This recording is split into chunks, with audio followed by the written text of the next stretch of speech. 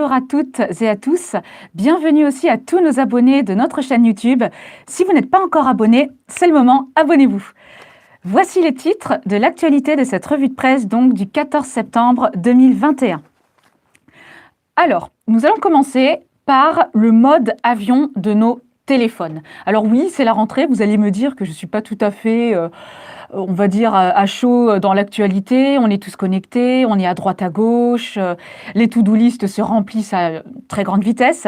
Eh bien moi, je vais vous aider avec le père Jean-Baptiste Bienvenu, prêtre de la communauté de l'Emmanuel, à passer en mode avion pour gagner en efficacité et en liberté. Cet article figure dans l'invisible numéro 128. Je continuerai avec le rôle des grands-parents. Rôle discret, délicat, envahissant.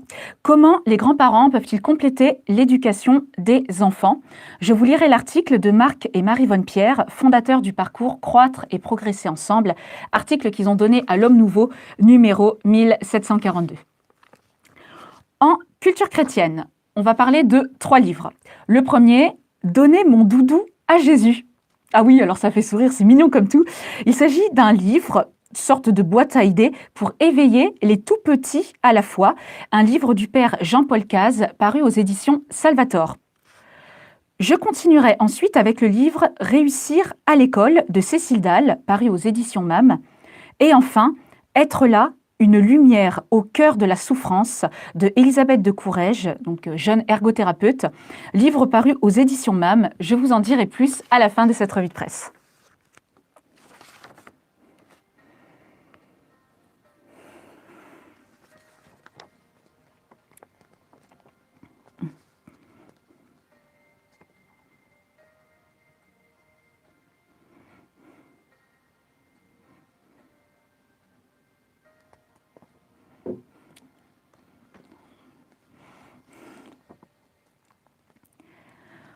Nous commençons cette revue de presse donc avec un thème qui peut paraître complètement rétro en cette période de rentrée, donc à savoir le mode avion pour nos téléphones. Donc plus largement, en gros, se libérer de nos écrans, de tous ces écrans qui nous envahissent. Comment faire alors pour bien vivre avec tous ces écrans? Dans un environnement virtuel omniprésent, il est possible pourtant de sortir la tête des écrans. Le code d'accès vers cette liberté intérieure passe par une petite reprise en main, l'acquisition d'une montre et d'un réveil. Tout cela a été testé pour vous. Voici donc les conseils du père Jean-Baptiste Bienvenu, conseils qu'il a donnés à l'invisible numéro 128. C'est devenu un classique en confession. Mon père, j'ai passé trop de temps sur les écrans. Au lit, au télétravail, en voiture, dans la poche ou à table, ils sont partout. Et il serait illusoire de vouloir faire sans. Alors comment sortir la tête des écrans? D'abord, il vous faut une montre. Choisir de dissocier les fonctionnalités, c'est faire un premier pas de côté. On s'affranchit du coup d'œil permanent sur son écran de veille pour lire l'heure, mais aussi le fil d'actualité et les notifications qui sont autant d'armes de déconcentration massive. Le temps de l'âme et le temps des écrans ne sont pas compatibles. Allez dans l'outil d'analyse de votre temps d'écran. Quelle est l'application qui vous prend le plus de temps? Le temps que vous y passez est-il de qualité? Ou bien est-ce du scrolling qui confine à l'addiction? Gratification émotionnelle proche de l'addiction, la notification ou le like grignote le lent travail d'unification psychologique de la personne. Ensuite, de l'espace. Quelle pièce de votre vie échappe aux écrans? Offrez-vous le luxe d'un lieu de déconnexion. Interdisez aux écrans de pénétrer dans votre chambre. La qualité de votre sommeil, de votre intimité conjugale, de votre détente et de votre prière est à ce prix. Concevez votre chambre comme un sanctuaire. Vous me direz que vous servez de votre téléphone comme un réveil. C'est aussi mon cas. Et je me suis racheté un réveil. Quant aux autres pièces de la maison, donnez-vous les moyens d'y rebrancher votre concentration. Savez-vous qu'une boîte est chargée de réceptionner les smartphones des ministres de la République avant leur conseil hebdomadaire autour du président? L'Élysée a su donner leur juste place aux écrans. Ils ne sont pas partout. Dans bien des situations de notre vie, cet exemple pourrait nous inspirer.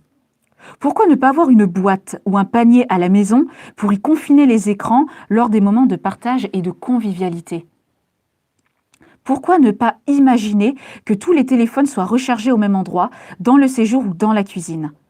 Cela pourrait être le rituel du soir, une manière de savoir que tout le monde joue le jeu. De même, quand nous sommes au travail, attelés à une tâche qui exige de la concentration et surtout une certaine endurance, où rangeons-nous notre smartphone? Il paraît que la concentration varie du simple au double si le téléphone est enfermé dans un tiroir plutôt que d'être sur le bureau où nous travaillons, et du simple au triple si le téléphone est déposé dans une autre pièce. Soignez vos moments de qualité sans écran. Il ne faut pas oublier que nous sommes des êtres incarnés. Identifiez les activités qui vous ressourcent pour de vrai. Inscrivez plusieurs événements de ce type chaque semaine dans votre agenda. Ces activités régénèrent votre être. Ce sont tous les temps consacrés à la donation mutuelle, dans l'amitié, dans la famille, dans le couple. Parler avec son conjoint, jouer avec ses enfants. Ce sont les temps consacrés à la musique, à la littérature, à la sculpture et tant d'autres d'activités manuelles. Vous vous souvenez que dans les revues de presse précédentes, avant l'été, je vous ai parlé du côté artistique qui sommeillait en chacun de nous et que les écrans ont tué. Ce sont les temps de réflexion personnelle, de prière, de méditation et d'intériorité. Ce sont tous les moments qui plongent notre être dans la contemplation du beau, du bien, du vrai, et qui réalisent en nous une œuvre d'unification dont nous savons qu'elle converge avec le sens profond de notre existence. Nous vivons en vue de ces heures qui nous font expérimenter la plénitude. Notre vie n'a de sens que si ces événements arrivent régulièrement dans notre vie. Il n'est rien de plus fragile et de plus vulnérable. Il n'est rien que nous ne devions protéger avec plus de détermination, car il n'est rien de moins compatible avec nos écrans et leur rythme effréné. Nous ne sommes pas des machines, nous devons débrancher, écrivait Ariana Huffington, la fondatrice du site d'actualité The Huffington Post. Pour mettre en application ce bon conseil, suivons Jésus enraciné dans le temps, l'espace et les relations. Donc, 3 paramètres à activer dans notre vie: le temps, l'espace et les relations. Voici donc 5 clés pour commencer à se libérer des écrans. On va faire ça en douceur. Le premier, se tester. Auto-évalue, par exemple. Auto-évalue-toi. La place des écrans dans ta vie. À quel moment es-tu sur les écrans? Le matin au réveil? Pendant les trajets? Au travail, au retour du travail, après le dîner, au moment de t'endormir, le week-end? Quand tu t'ennuies? Deuxième clé, passe au noir et blanc. Pour reprendre la main, mets ton écran en noir et blanc pendant 1 semaine ou 2. Tu vas voir, c'est pénible, mais ça permet de démasquer l'imposture. Pour cela, sur iPhone, va dans Réglages, Accessibilité, Filtre de couleur. Sur Android, la procédure est un peu plus compliquée, mais des tutoriels disponibles sur Internet expliquent cela très bien. Donc de passer au noir et blanc, deuxième clé. La troisième, de regarder encore une fois le film Matrix. Bon, vous voyez, c'est pas si déplaisant que ça. C'est une métaphore de la culture transhumaniste ambiante. Neo et Cypher, les 2 héros antagonistes du film, nous encouragent à faire l'effort de sortir de l'ignorance et de la naïveté au risque de l'inconfort, mais aussi avec la récompense de la liberté. Ça vaut le coup de tenter, je crois. 4e clé, offre-toi, offrez-vous un lieu hors réseau. Tout le monde est capable de ça. Fais absolument sortir téléphone et écran de ta chambre. Offre-toi un lieu où personne de l'extérieur ne peut te déranger. Offre-toi le luxe d'un lieu complètement déconnecté.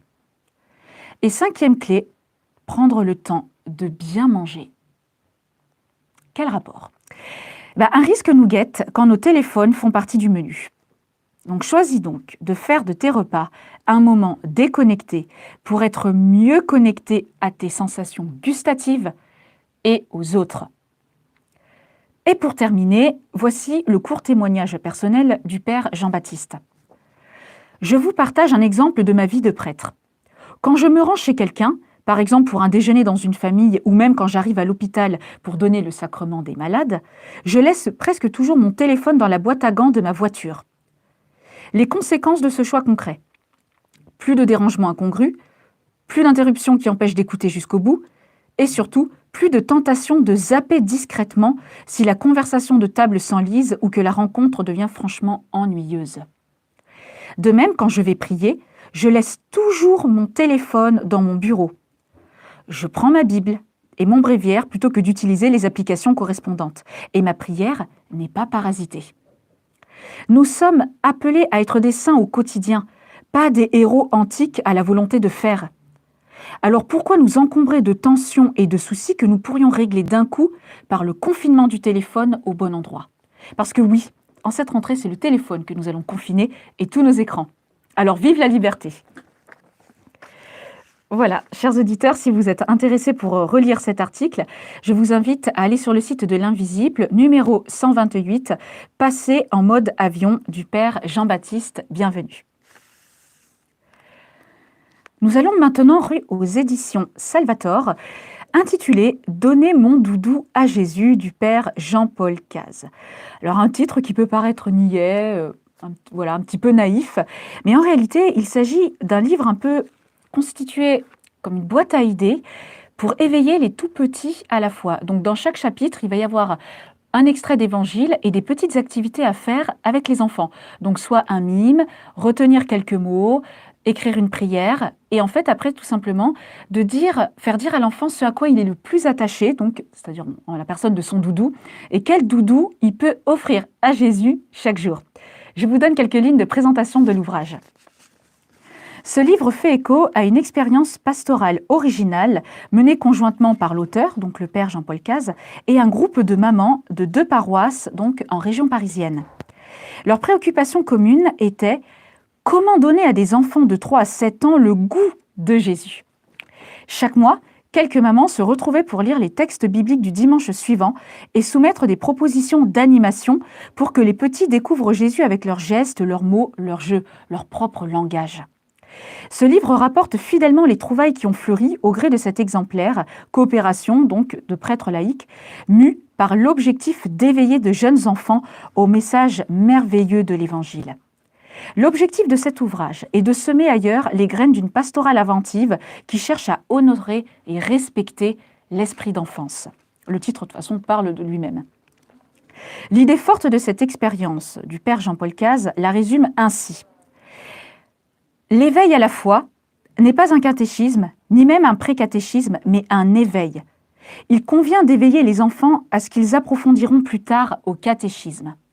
Le temps de l'éveil à la foi est un temps merveilleux pour donner le goût de Jésus et laisser dire à un enfant « je veux donner mon doudou à Jésus ». Donc c'est-à-dire déjà que chaque enfant apprenne à remettre à Jésus ce qu'il peut avoir de plus précieux et de plus cher.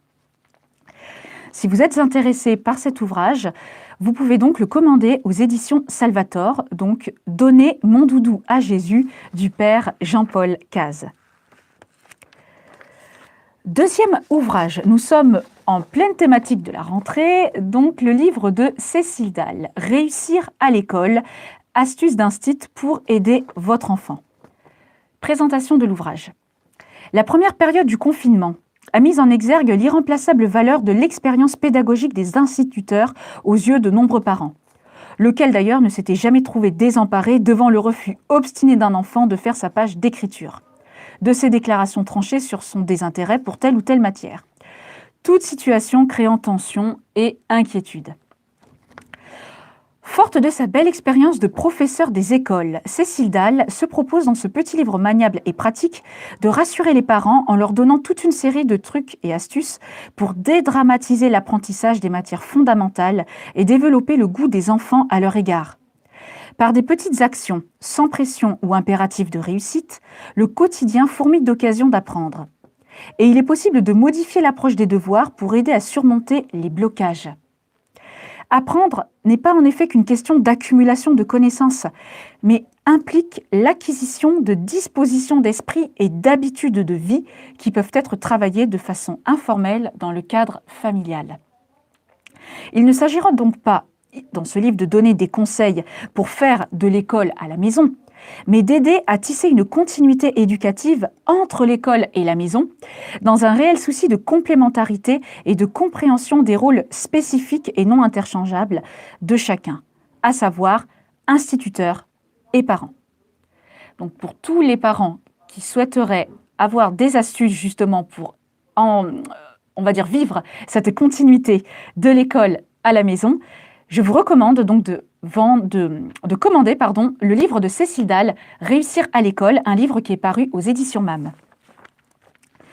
Et on continue toujours aux éditions MAM avec le livre de Elisabeth de Courrèges, intitulé « Être là, une lumière au cœur de la souffrance ». Quelques présentations de l'ouvrage. À travers une série de récits bouleversants, écrits après son confinement dans un EHPAD, Elisabeth de Courrèges partage dans cet ouvrage les rencontres qui ont jalonné son parcours de chrétienne et de soignante. Pour cette ergothérapeute de 26 ans, il s'agit de faire de chaque parole, chaque main serrée et chaque regard une présence du Christ auprès de ceux qui souffrent. Un livre d'une grande profondeur pour aborder la solitude, la souffrance et la fin de vie. Donc, Elisabeth de Courrèges, vous l'avez bien compris, est ergothérapeute en maison de retraite et diplômée donc d'un master en éthique médicale. Elisabeth de Courrèges a l'habitude justement de témoigner dans les médias de l'espérance qui l'habite. Nous espérons qu'elle répondra positivement à une de nos demandes. Nous passons maintenant à la conclusion de cette revue de presse.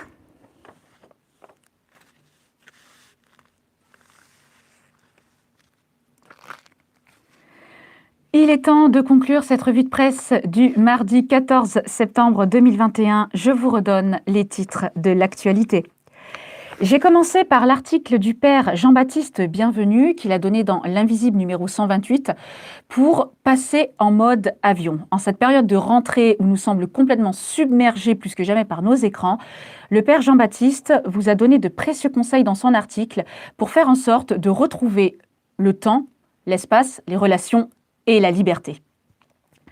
Je vous ai parlé ensuite du rôle des grands-parents, donc le rôle qui peuvent leur permettre de compléter l'éducation de leurs enfants.